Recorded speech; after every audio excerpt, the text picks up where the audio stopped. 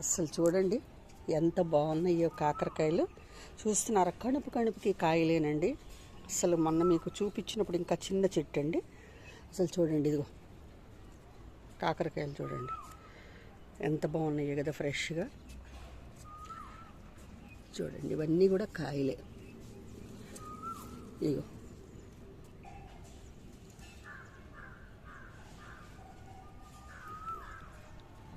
ఇక్కడ కూడా చూడండి కాయలు, ఎన్ని కాయలు ఉన్నాయో. ఇగో ఒక పిందెలు పడుతున్నాయి. నేను దీనికి పుల్లటి మజ్జిగ ఇస్తానండి, గోరువెచ్చటి నీళ్ళు పుల్లటి మజ్జిగ ఇస్తా కాకర చెట్టుకి. ఇగో చూడండి, ఇవన్నీ కూడా కాయలే.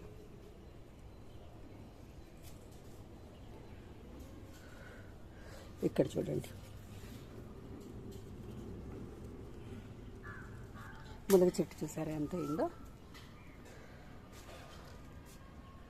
ఇక్కడ నేను బంతి చెట్లు పెట్టుకున్నానండి, నారు అమ్ముతుంటే తీసుకొని.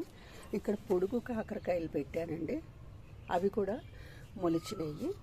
టమాటా నారు వేసాను, మిరప నారును. చూడండి, ఇగో టమాటాలు కుళ్ళిపోతే అందులో వేసేసాను. పచ్చిమిరపకాయ నారు విడగొట్టానని చెప్పాను కదా, ఇప్పుడే పువ్వులు వస్తున్నాయి చూడండి. గన్నేరు చెట్టు చూసారా, మనకి ఎప్పుడైనా పువ్వులు ఉంటేనే చక్కగా కాయలు పళ్ళు వస్తాయండి. తమలపాకు మొక్క ఒకటి బతికిచ్చాను చూడండి, నేలలోంచి తీసుకొచ్చి కొమ్మ బ్రతికించాను. మా పాప అడిగింది. ఇలాగా పచ్చిమిరపకాయలన్నీ కూడా చూడండి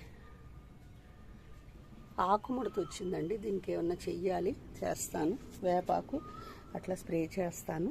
తులసి చెట్లు అయితే అసలు ఇది చూడండి, మామిడల్లం కుళ్ళిపోతే గుచ్చేసానండి. చూడండి, ఇదంతా మామిడల్లం అండి. ఇదిగో కనకాంబరం చెట్లు పెట్టాను. అక్కడ కూడా చిన్న మొక్క వచ్చింది చూడండి.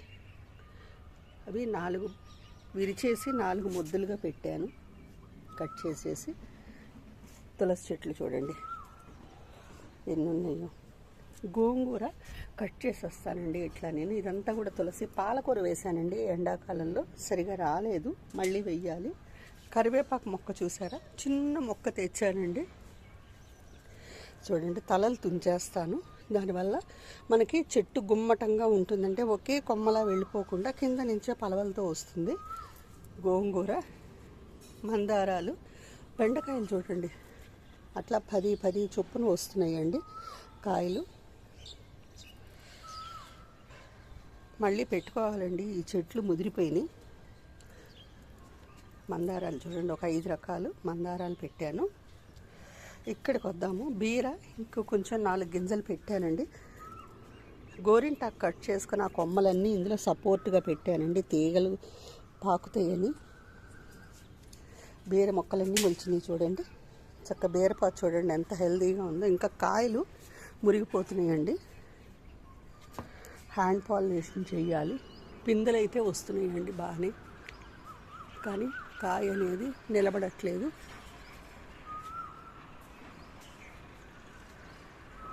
ఇగో చూడండి, పిందెలు అయితే వస్తున్నాయి.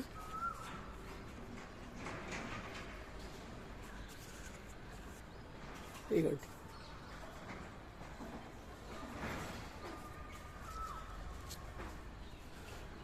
అంతా కూడా ఇగోండి.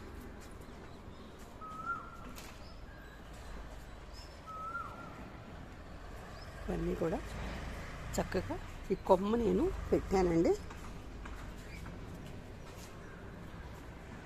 ఇది చూడండి,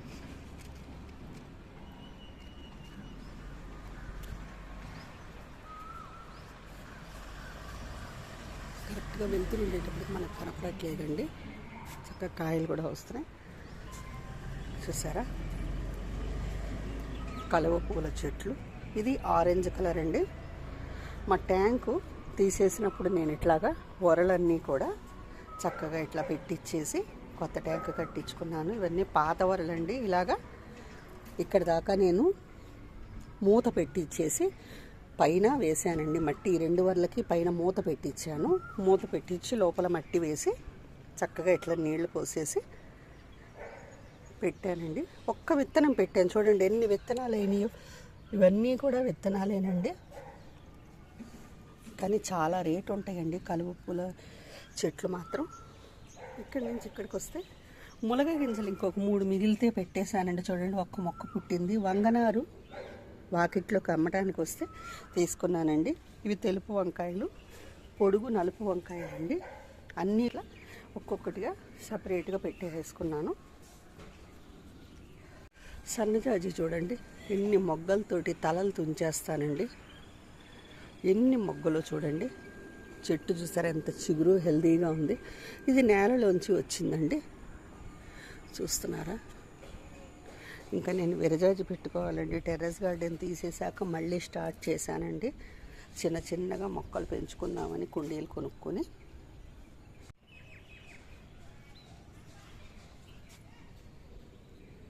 పూలు పూస్తాయండి.